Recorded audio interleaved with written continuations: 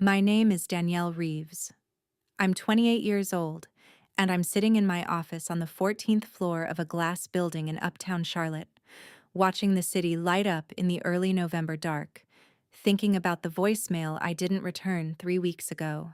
My mother's voice was on the message. I recognized the cadence before I'd even heard the words. That particular brand of forced calm she uses when she needs something. She said Brianna was going through a hard time. She said the family needed to come together. She said she hoped I was doing well, almost as an afterthought. The way you tack on a PS to a letter whose real subject was always something else.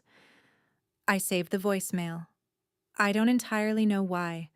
Maybe because, after 28 years, I still can't fully release the hope that one day she'll call just to hear my voice. But I'm getting ahead of myself. You need to understand where I came from before you can understand where I am now, and why that phone call didn't break me the way it once would have. I grew up in Eastover, Charlotte, in a 4-bedroom colonial on Sherwood Avenue that my parents bought in 2001 for $312,000 and haven't finished paying off. I am the second daughter of Robert and Linda Reeves. My father managed the Southeast regional accounts for a commercial flooring distributor called Hartwell Industries for 19 years. My mother worked part-time in real estate and full-time as the chief architect of my sister's future. I want to be careful about how I talk about Brianna. I spent a long time hating her, and then a long time trying to understand her, and now I'm somewhere in the middle. A place that's harder to name but considerably easier to live in. Brianna is 2 years older than me. She's 30 now. She has our mother's cheekbones and our father's ease. That particular social ease that makes people feel like they've been genuinely seen. She walked into rooms, and rooms quietly reorganized themselves around her. Teachers remembered her name. Neighbors asked after her at the mailbox. Extended family quoted her at holiday dinners like she'd already said something worth preserving. I need you to understand. Brianna wasn't cruel to me. That would have been simpler. She was just unaware. The way the sun is unaware of what it blocks when it shines. I was the quiet one. The reader. The girl who spent her weekends in the school library at McCallie Elementary cataloging things. Birds, cloud formations, the particular silence of a house where you've learned you don't quite fit the blueprint. My third-grade teacher, Mrs. Farrow, told my parents at a conference in October 1999 that I showed exceptional analytical ability and that I might benefit from the gifted program at Myers Park Elementary.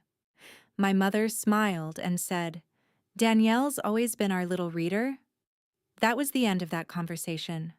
I've spent years in therapy with a therapist named Dr. Angela Rowe, who has an office on South Tryon Street and a white noise machine in her hallway that I have come to find deeply steadying, trying to understand what happened in that room. My best understanding now is this. My parents didn't sit down and make a conscious decision to overlook me. They had a finite amount of attention.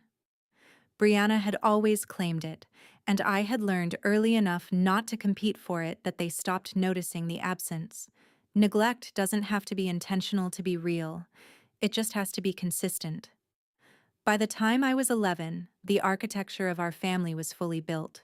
There was Brianna's track, sparkly and visible and loud, and there was everything else. I was everything else. Before I go any further, if any part of what I just said already sounds familiar, please like and subscribe, but only if this story genuinely resonates with you. And drop your location and your local time in the comments right now. I want to know where you're watching from. What city? What time zone? What time of day it is when you found this story. Tell me you're out there. I was 15 when I first heard the phrase, "be realistic." I don't remember the precise conversation that preceded it, but I remember everything around it. It was the fall of my sophomore year at Myers Park High School, and I had been quietly building something for 8 months.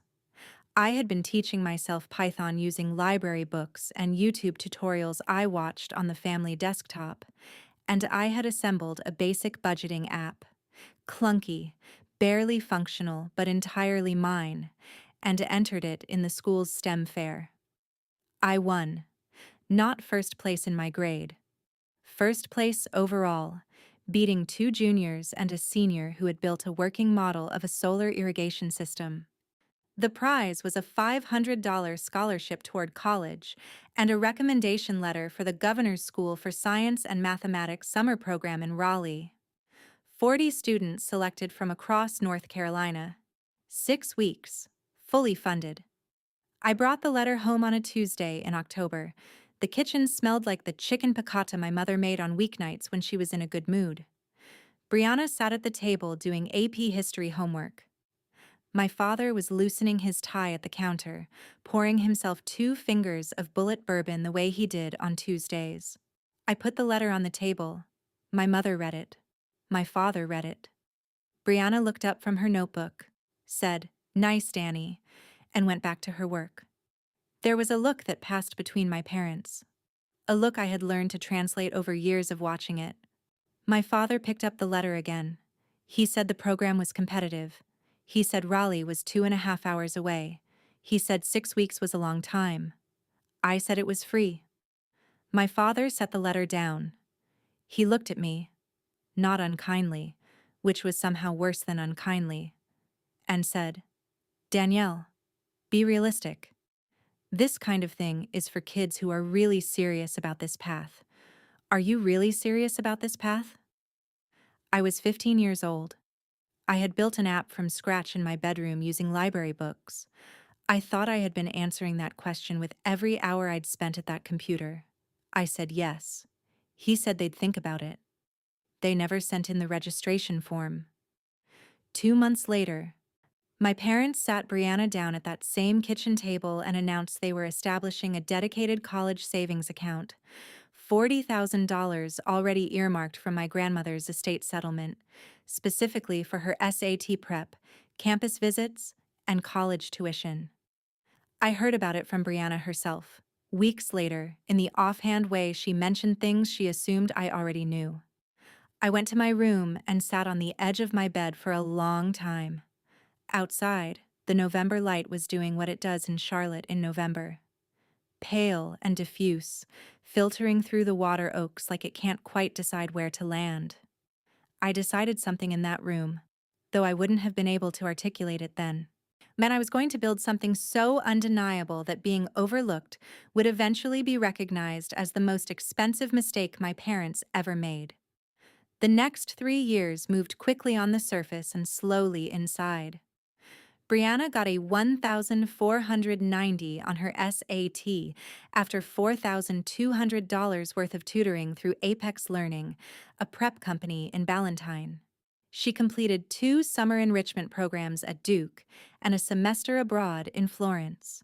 My parents drove her to 12 campus visits up and down the East Coast, the longest being a 4-day trip to California in March of her senior year that included Stanford, UC Berkeley, and a long weekend in San Francisco.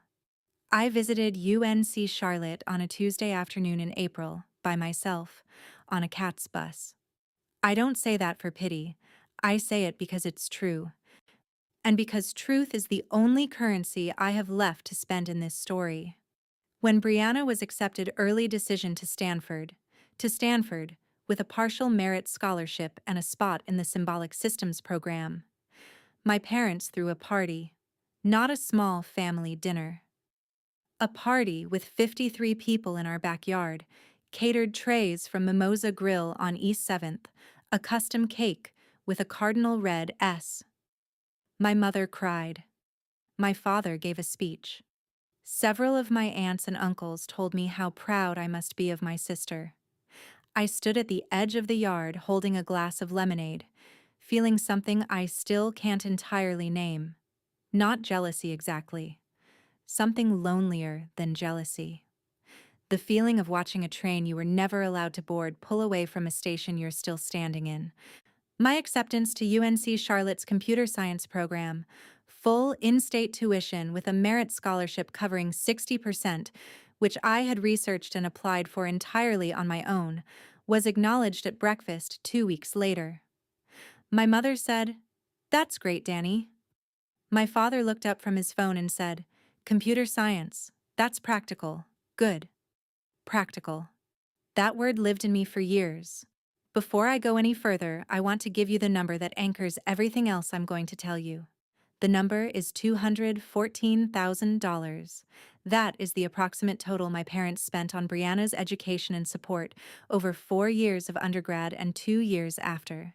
SAT prep, campus visits, the $40,000 account, the tuition gap the partial scholarship didn't cover, a junior year apartment in Palo Alto, or a used Audi A3 purchased for $22,000 for safety reasons, and a 6-week post-graduation trip to Europe to decompress before starting work.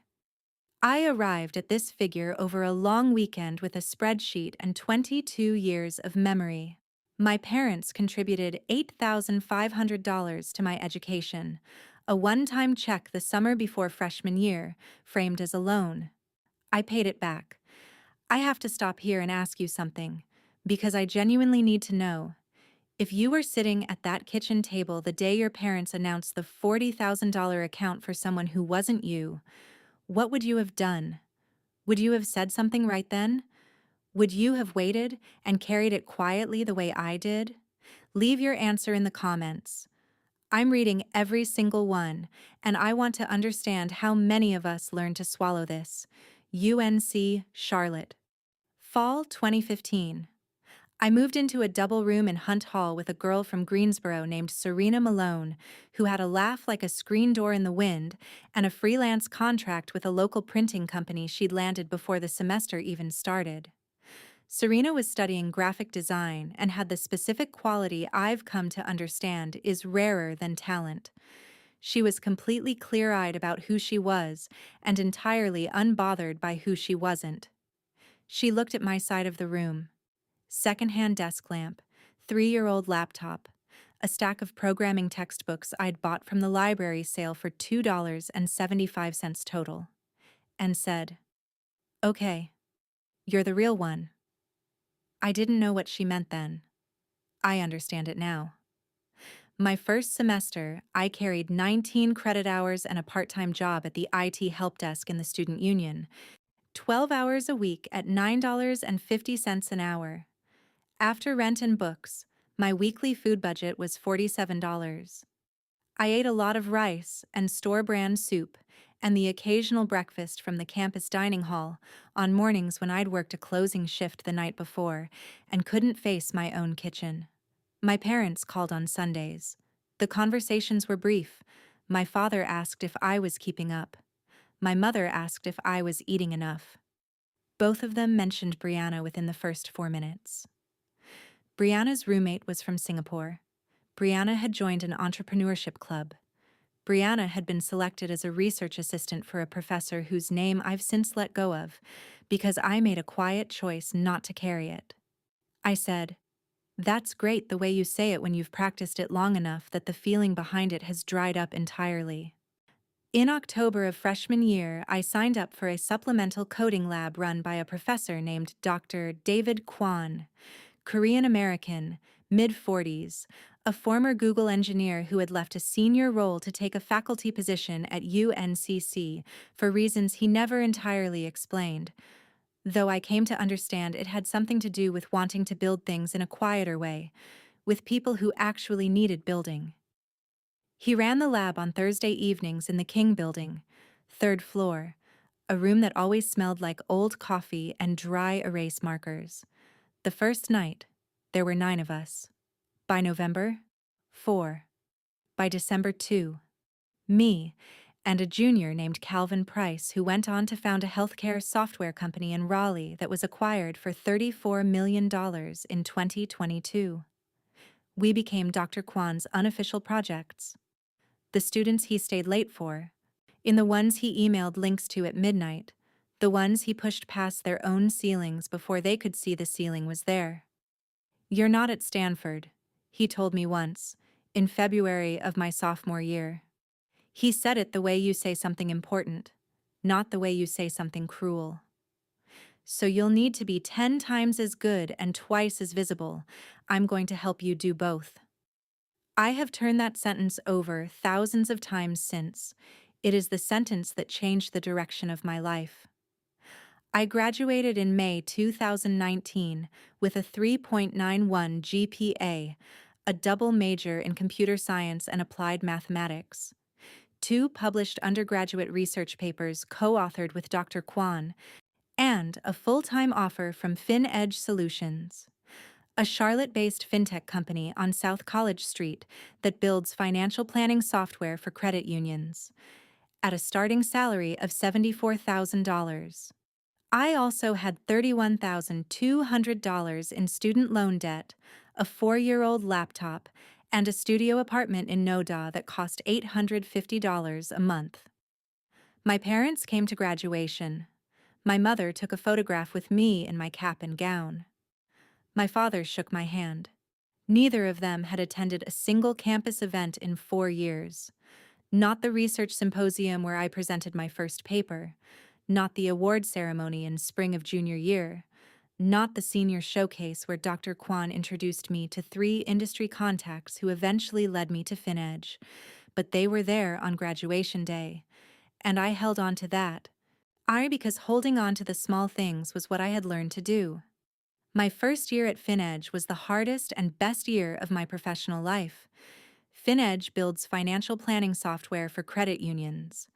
Unsexy work, genuinely consequential work, the kind of technical problem that doesn't make headlines but quietly affects the financial lives of about 2 million Americans. I joined as a junior developer on the consumer-facing app team under a senior engineer named Tanya Walsh, who was 36 from Augusta, Georgia, and had approximately zero patience for anything that worked without being elegant. Tanya's feedback was blunt in the specific way that I'd never experienced before, the way that comes from respecting the person you're correcting. She would read my code and say, "This works. It's not elegant. Here's why." Then she'd sit with me for 20 minutes and show me what elegant looked like. In 6 months, Tanya Walsh taught me more about craft than I had learned in 4 years of school. In January 2020, I submitted an internal proposal for a complete redesign of FinEdge's budget forecasting module. The existing system was 8 years old, built on a codebase that 3 different developers had patched over time, like a quilt stitched by people who'd never met. Users were dropping off at a 34% rate on the mobile interface.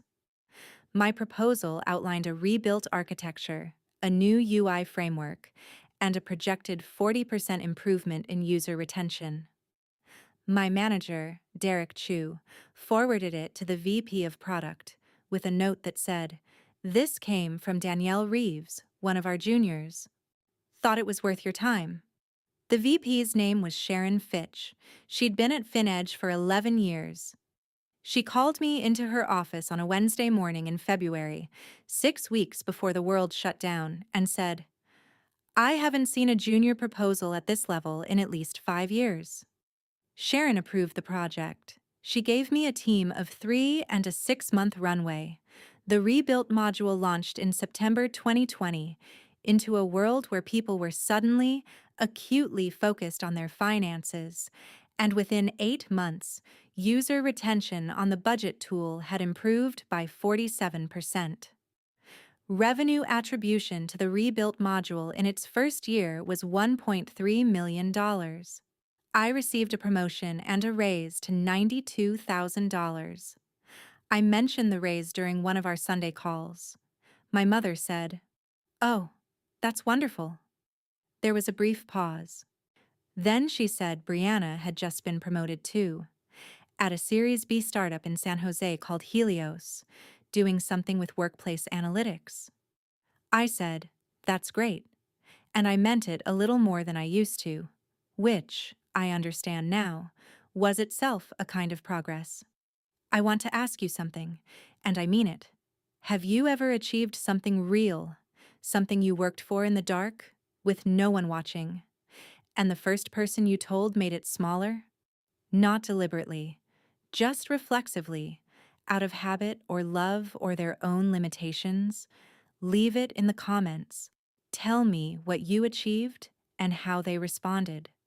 Because I don't think I'm the only one who learned to celebrate quietly, in the company of people I chose, instead of people I was born to. The pandemic reshaped things. It reshaped me in ways I'm still cataloging. The first 6 months, Serena was 3 miles away and showed up at my apartment every Friday evening with takeout from Seoul Gastro Lounge and a willingness to sit in my no-to living room and be completely honest about our lives. She'd moved to Charlotte after graduation and had built a client portfolio for her freelance design practice that included a regional restaurant group, 2 tech startups, and a nonprofit in Plaza Midwood. She had her own version of what I had, different details, same shape. Older brother, the favored one. Parents who trained their attention on him the way a spotlight trains itself on the person the operator believes matters most. The thing is, she said one night in November 2020, both of us on my second-hand couch with wine we'd opened too early and food we'd ordered too much of, our parents loved us. Or in their diminished way. That's what makes it so hard to be clean about it. She was right. Loving someone and failing them are not mutually exclusive. I've sat with that truth in Dr. Rowe's office on South Tryon more times than I can count, and I still find new edges on it. Marcus came into my life in March 2021 through a professional Slack community for Charlotte area tech workers. He sent me a message asking about a data pipeline approach I'd referenced in a post, and we spent an hour and 40 minutes on a Thursday night talking about distributed systems the way other people talk about films they love. He was 31, a senior engineer at a healthcare company called CareSync in Ballantyne, and he possessed the quality I have come to believe is rarest in a person. He was genuinely, specifically interested in what you had to say. When we had dinner at Kindred in Davidson in May 2021, I ordered the beef tartare. He ordered the roast chicken. We talked for 3 hours and then sat in my car in the parking lot for another 45 minutes because neither of us was ready to stop. By October, he had a drawer in my apartment. By March 2022, we had signed a lease together on a 2-bedroom in South End for $2,100 a month. I want to be precise about something. Marcus did not rescue me. I had already done the necessary work of rescuing myself, in the ways that mattered. But he made the life I had built feel worth fully inhabiting, which is its own distinct kind of gift. My parents met him once, that spring, when my father's company held a regional conference in Charlotte, and they came down for the weekend. We had dinner at Bonterra Dining and Wine Room on East 5th Street. The 4 of us, in a booth near the back, with a bottle of Burgundy my father ordered without consulting anyone. My father asked Marcus about his work and seemed genuinely interested. My mother asked about his family and seemed to be assessing something I couldn't fully read. In the parking lot afterward, my father pulled me aside while Marcus waited at the car. He looked at me for a moment. Really looked. The way he did in occasional flashes that reminded me of who he might have been if the blueprint of our family had been drawn differently. And said, "He seems solid, Danny." I drove home that night along Tyvala Road thinking about all the conversations we'd never had, about governor's school, about the $214,000 difference, about all the years I had wanted him to pull me aside somewhere and say that I seemed solid. I cried for about 5 minutes and then put on a playlist and pulled myself back. In January 2023, FinEdge was acquired by a regional banking group called Meridian Financial Group for $67 million. As part of the transaction, key technical contributors received retention bonuses and equity payouts. I received $84,000 before taxes, my portion of a technical bonus pool tied directly to the product infrastructure I had built. I sat at my kitchen table with the paperwork for a long time. Marcus was in the other room. The apartment was quiet. Outside, the January air was doing something with the light that made the windows look silver. I called Dr. Kwan. He picked up on the second ring. I told him the number. He said, "Of course.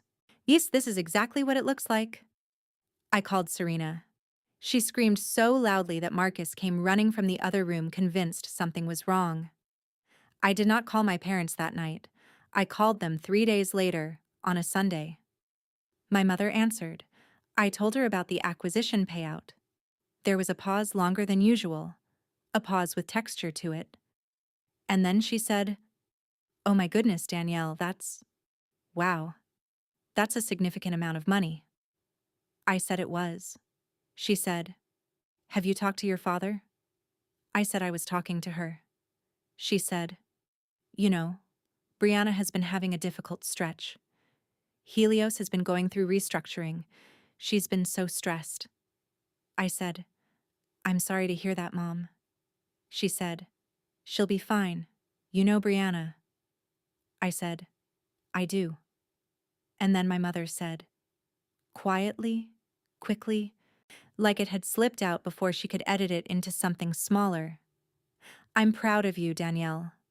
A plain, uncurated sentence, no caveat after it, no pivot to someone else. Just that. I said thank you and told her I'd call again soon, and then I sat for a while after we hung up, holding the phone, thinking about what it costs a person to finally say a thing they should have said for 20 years. Brianna was restructured out of Helios 2 months after that call. It wasn't entirely her fault. The company had overextended badly during the pandemic, and the Series C never materialized. But it was the first time Brianna had fallen in the specific way that people who've always been caught fall differently from people who learn to catch themselves. I want to ask you directly, did you feel anything complicated when the golden child in your family hit the wall? Not satisfaction. I don't mean that. I mean that strange, guilty discomfort of watching someone you love struggle, while knowing that the system that elevated them was the same one that diminished you. Drop a comment below. I think more of us carry this particular weight than will ever admit it. Helios collapsed in the fall of 2023, not quietly. The company had been burning through runway for 2 years, making acquisitions it couldn't support, and when the Series C fell through in August, the whole structure came apart within 6 weeks. Layoffs, then closure, then a brief flurry of coverage in TechCrunch and the San Francisco Chronicle that I read once and didn't read again. Brianna lost her job in September. Her apartment in San Jose cost $3,200 a month. She had some savings. She'd always been better at spending than saving, a fact our parents had never seen fit to correct. But not enough for more than a few months.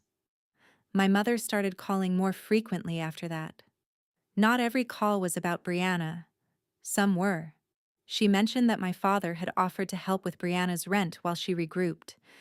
She mentioned it would be nice if we could all come together. She said the word family enough times that it started to feel like a strategy rather than a sentiment. In October of last year, she called on a Tuesday afternoon, which was unusual. She asked about Marcus. She asked about my work. Then she said that Brianna had a job opportunity, a marketing director role at a Charlotte company called Lattice Growth Partners, but that the position required her to front 3 months of relocation costs before the company would reimburse them. The number was $18,000. She asked if I might be able to help. I want to be careful here, because the version of me at 22 would have said yes out of guilt, and the version of me at 25 would have said no out of anger, and both of those answers would have come from the same place. A need to respond to my family rather than to my own sense of what was right. I sat with it for 3 days. I talked to Marcus, who said whatever I decided, he was with me. I talked to Serena, who said, "Your first obligation is to the life you built, not to the system that didn't build it with you." I talked to Dr. Rowe, who asked me, "What does helping her cost you emotionally, not just financially?" And I understood, sitting in that office with the white noise machine humming in the hallway, that I had spent 28 years subsidizing a family system that had never subsidized me, not always with money, with attention, with lowered expectations, with the daily invisible cost of being the daughter who didn't need anything because needing things had never gotten her anywhere. I called my mother back. I told her I loved Brianna. I told her I hoped she found her footing. I told her I wasn't in a position to provide that kind of financial support. My mother said, "Danielle, she's your sister." I said, "I know, Mom." There was a silence I didn't fill, and then the call ended. And I went back to my life, the life that was waiting for me on the other side of that silence, unchanged, solid, mine. Brianna moved back to Charlotte in December. She got a one-bedroom in Dilworth, and from what I understand, my parents covered the first 3 months. The Lattice Growth Partners role fell through. Something about funding instability, but she found a marketing coordinator position at a regional healthcare company in January. A step down from where she was. A real step. A working step. One she actually had to take herself.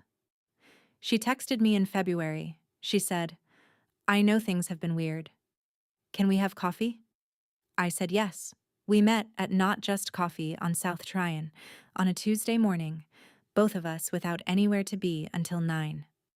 Brianna looked like herself, but quieter. And the ease she'd always had, that room reorganizing ease, was still there, but turned down 2 notches, like something inside the mechanism had been adjusted. She wrapped both hands around her mug and said, "I've been thinking about you a lot lately, about what it was like for you growing up." I said, "Yeah?" She said, "Yeah. I didn't see it then. I think I chose not to. And I don't know if that's worse or just different." She looked at the table, at the rings her mug left on the wood. "I think I chose not to see it because seeing it would have meant sitting with something I didn't want to sit with." I told her I'd been through enough work with Dr. Rowe to know it wasn't really a question of better or worse, that it was just what had happened. That families make choices under pressure and with their own limitations, and those choices shape the people inside them, and some people get shaped by abundance and some by scarcity, and both kinds of shaping leave marks you spend your adult life learning to read. She asked if I was angry at her. I said, "Not at you. Not anymore." She nodded. Her coffee had gone a little cold. Outside, South Tryon was doing its Tuesday morning thing, the downtown workers moving in that particular purposeful stream, a city getting on with its business in February light. She said, after a long pause, "You always knew what you were doing, even when we were kids. I never told you that." I drove to work that morning through the gray, the radio off, thinking about that sentence. About all the years I had spent wanting to be seen by the people who were supposed to see me first. About how the not being seen had shaped me into someone who knew, slowly, painfully, completely, how to see herself. There is a version of this story where I am bitter, where the $214,000 gap is a wound I carry forward into every success, where every achievement is shadowed by what it cost me to reach it without a net. Where I sit in my 14th floor office and look at the city and feel robbed, which is a word I've used in therapy, and which Dr. Rowe has never discouraged me from using when it's accurate. I have visited that version of this story. I have lived there for stretches, sometimes weeks, sometimes longer, in the years when I was still becoming who I am now. I don't live there anymore. Here is what I know, at 28. One with my current salary of $127,000 and the acquisition money still sitting in a high-yield savings account at Alley Bank, earning 4.8% interest, with Marcus 3 rooms away, and Serena 3 miles away, and Dr. Kwan, who sends me a message on my work anniversary every year without fail, and Tanya Walsh, who called me last spring when she was launching her own engineering consultancy and asked if I'd be her first advisor. I did not succeed despite being overlooked. I succeeded because of what being overlooked required me to become. It required me to be self-directed at 15 when no one would direct me. It required me to be resourceful at 18 when the resources weren't given. It required me to find Serena and Dr. Kwan and Tanya Walsh, people who saw me not because they were assigned to, but because I became worth seeing, and because I had enough room left in me to let them in. My parents, in all their selective investment, accidentally gave me the one thing that actually builds a life. I had to construct my own foundation, and the foundations you build yourself are the only kind that really hold. 3 weeks ago, my mother called. I watched the phone ring on my kitchen counter, Marcus at the stove making pasta, the November city glittering through the windows 14 floors below. I let it go to voicemail. I listened later. She said Brianna was struggling. She said it would be good for the family to come together. She said she hoped I was doing well. The afterthought? The PS? The thing that was always last. I put the phone down and looked at Marcus and looked at the apartment and looked at the city and thought, this is what I built. Not the salary, not the acquisition payout, not the title on my email signature. This evening, Marcus making pasta, Serena texting me a meme about a client who wanted their logo in Comic Sans, Dr. Kwan's message on my work anniversary, Tanya's call about the consultancy. This specific constellation of people who found me, or let me find them, in the years when nobody who was supposed to be watching was watching. I haven't called my mother back yet. I'm going to. Not out of obligation and not out of guilt. I've paid enough of both of those in full. I'm going to call because I am 32 days from my 29th birthday, and I am tired of the silence costing me more than the conversation. I'm going to say, Mom, I love you, and I need you to see me. Not the realistic one, not the practical one, not the one you told to lower the ceiling. The one who built something anyway. I don't know how that call will go, but I know, with the specific certainty that only comes from having built something yourself, that I will be okay either way. That's not performance. That's not something I say for effect. That is just the truth, and I have earned every syllable of it. If you made it to the end of my story, thank you. I mean that in a way I can't quite explain through a screen. I want to leave you with one question before you go, and I want you to really sit with it before you answer. Is there someone in your life, a parent, a sibling, someone who was supposed to see the real you, who still hasn't? Not the version of you that formed in reaction to them, the actual you, the one you built in the quiet, when nobody was watching. And if you feel safe sharing it, leave it in the comments. I read them. I will keep reading them. And if this story said something you've needed to hear for a long time, please send it to someone else who needs it. There's another story in the description that I think you'll recognize yourself in. Take care of yourself. You've been doing it longer than you realize.